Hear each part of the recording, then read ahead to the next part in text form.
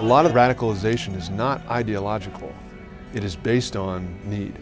A lot of these communities are being turned to support violent extremism because of need.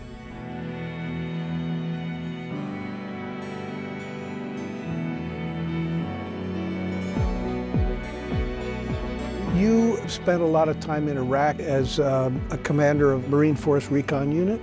Could you talk about how that led into what you're doing now? When we were doing our work in Iraq, we began to see this disturbing connection between the desperation of extreme poverty and how it was fueling the growth of a lot of these terrorist units and insurgent cells that we were fighting. And we found that a lot of the violent extremist groups were actually doing aid work. They were out in these villages winning hearts and minds. They were dropping off food, they were building schools, they were building clinics. These parents had no other choices to feed their kids many times. So the groups were able to go into these villages and recruit.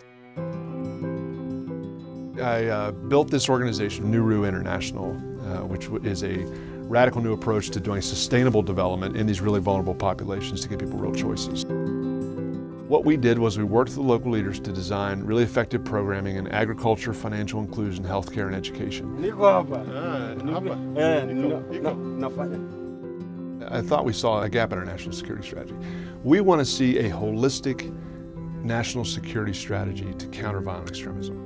A whole-of-government approach that includes military intervention, diplomacy, and proactive development. Let's leverage veterans who have been in combat, who understand how to operate in those contexts, train them up on some of the latest development models that are sustainable programming, that unlock the potential of local leaders in these communities to really be able to own their own solutions in this approach that we're using that is sustainable.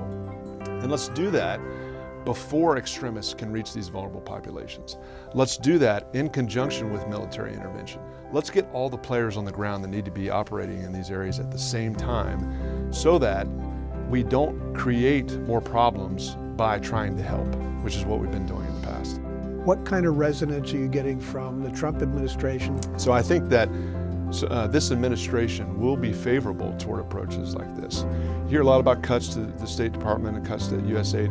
I think what you're going to see is perhaps repurposing of some of that funding to do development work, but development work within the context of national security. We're never going to be able to eliminate evil in the world, but what we can do is we can eliminate some of these worst violent extremist groups who have international reach, who can reach us here at home. We believe with this strategy we can begin to disrupt their ability to recruit, their ability to hide, their ability to gain a foothold in ungoverned, vulnerable populations. We want to train other organizations that are already doing good work on how to do our approach and be able to implement this model in some really difficult places to end the most notorious violent extremist groups as a national security threat to the United States.